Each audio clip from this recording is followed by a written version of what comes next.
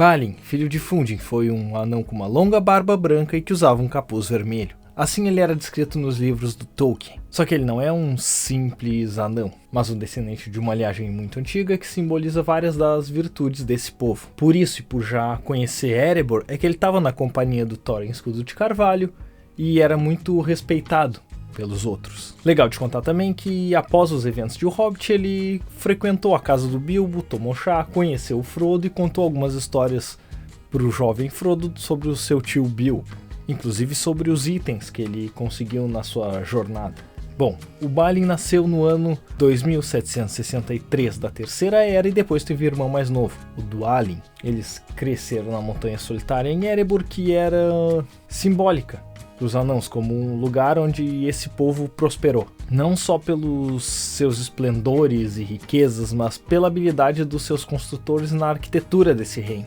Então essa infância dele foi cercada por essa imersão na riqueza. E assim ele cresceu com essa grandiosidade e foi criado nas tradições dos grandes artesãos dos anãos. Então imagina só o quão impactante foi para ele perder tudo isso quando o dragão Smaug resolveu que ia tomar aquele lugar para ser o seu covil, que aconteceu no ano de 2770. Esse ataque não tirou só a casa deles, mas também a herança, a identidade. Com isso eles foram forçados a sair e viveram anos entre os homens de Dunland, que historicamente eram inimigos dos povos de Rohan. Mas isso não vem ao caso agora. Esses foram os anos iniciais da sua vida e que moldaram ele nesse personagem de extrema resiliência e de espírito inabalável. Ele aprendeu a arte da forja e se tornou bravo e sábio. E ele é um exemplo do que rolou com diversos anãos na Terra-média. Uma narrativa de perda, resiliência, mas sempre com a esperança de conquistar novamente seus lares ancestrais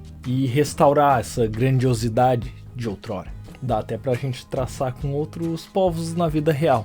Os anãos viviam e se estabeleceram em um lugar, eles tinham as suas riquezas, poderiam viver bem por ali por milênios. Mas alguém chegou com fogo, expulsou eles de lá, e isso fez com que eles perdessem traços culturais e fossem viver entre os homens. E tiveram que se adaptar ao mundo dos outros, vivendo do artesanato. Mas voltando ao Balin, um dos pontos mais sombrios foi a guerra entre anãos e orcs. E essa batalha moldou a Terra-média. O Tolkien conta isso nos apêndices de O Senhor dos Anéis. Tudo começa com o assassinato do rei Fror pelos orcs de Moria. Quem o matou foi o Azog, o profanador. O Fror ele não era apenas o rei, mas ele era o herdeiro de Durin e o líder desse povo que foi exilado.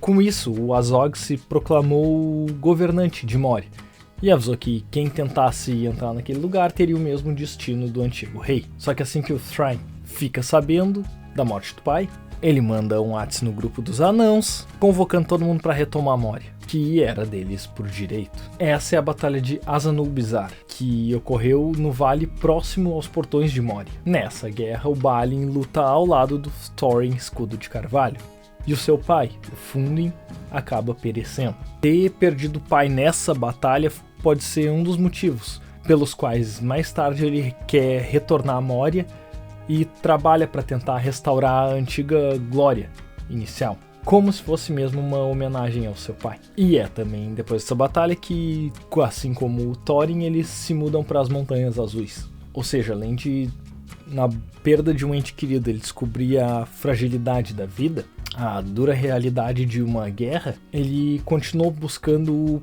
pertencimento a algum lugar em um mundo em constante mudança. Todas essas experiências fazem com que ele seja o personagem que a gente conhece posteriormente, quando, em O Hobbit, ele já surge na jornada rumo a Erebor. Vale ressaltar que no livro ele é 17 anos mais jovem que o Thorin, algo que o filme mudou drasticamente. Compara aí. O Thorin é quem escolhe os companheiros de viagem um a um e escolheu o Balin por lembrar da sua bravura na Batalha de Azanul-Bizar e o seu conhecimento interior de Erebor, pois ele morou lá e sabia mais sobre aquele lugar do que a maioria dos jovens anãos daquela comitiva. Ele também é o único que acompanha o Bilbo quando ele vai roubar a Pedra Arken, o que reflete o quanto ele gostou desse novo amigo. Inclusive ele era uma espécie de segundo líder dessa comitiva. Tem até um trecho na Floresta das Trevas em que ele acaba guiando os anãos, ele dá os comandos e eles respeitam ele. Avançando, vai ter a Batalha dos 5 Exércitos e depois dela ele vai se fixar em Erebor junto com os anãos sobreviventes que faziam parte da companhia do Thorin. Só que mais ou menos uns 40 anos depois ele parte dali com um novo propósito, que era reestabelecer Moria. Além disso, eles tinham esperança de encontrar o Anel de Poder perdido por lá. Contra a vontade do rei, ele leva um grupo para lá. Inclusive, alguns desse grupo estavam na comitiva do Thorin, como Oin e o Ori. O Anel de Poder ele acaba não encontrando, pois o Sauron já tinha reconquistado esse, mas ele acha o Machado de Durin, uma herança valiosíssima para esse povo, e um elmo de Mithril, que também pode ter pertencido ao primeiro Durin. Se dizendo um descendente da linhagem do Durin, ele se proclama o Senhor de Moria. E durante uns 5 anos não tem nenhum problema ali. Só que em 2994, da Terceira Era, ele rateou e acabou viajando até o lago Kheled-Zaran, que pode ser traduzido como o Espelho d'Água, e deu de cara com uma legião de orcs e foi esse o seu fim. Quando os outros anãos encontram esse corpo, eles acabam sepultando na câmara de Mar-Zabul.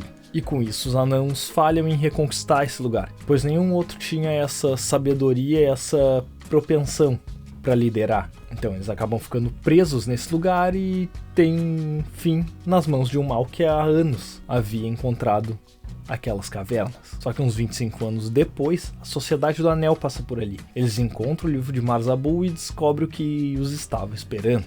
Ou seja, se o Balin não tivesse ido retomar Moria, o Gimli jamais acharia que eles teriam uma recepção calorosa, esperando pelos seus companheiros de viagem, e eles não teriam perdido Gandalf na batalha contra o Balrog. O Balin catalisou 2 momentos cruciais na trilogia do Senhor dos Anéis e teve um papel fundamental em O Hobbit. E é também sobre isso quando Tolkien diz que até a menor das criaturas pode mudar o curso do mundo. Espero que eu tenha tempo para trazer mais histórias sobre anãos da Terra-média, e vou deixar aqui nas sugestões 2 vídeos. Um sobre o Dain Pé de Ferro, o mais rico dos anãos, que governou Erebor, e um outro sobre o Durin, o Imortal, primeiro rei desse povo. Obrigado por assistir e até mais.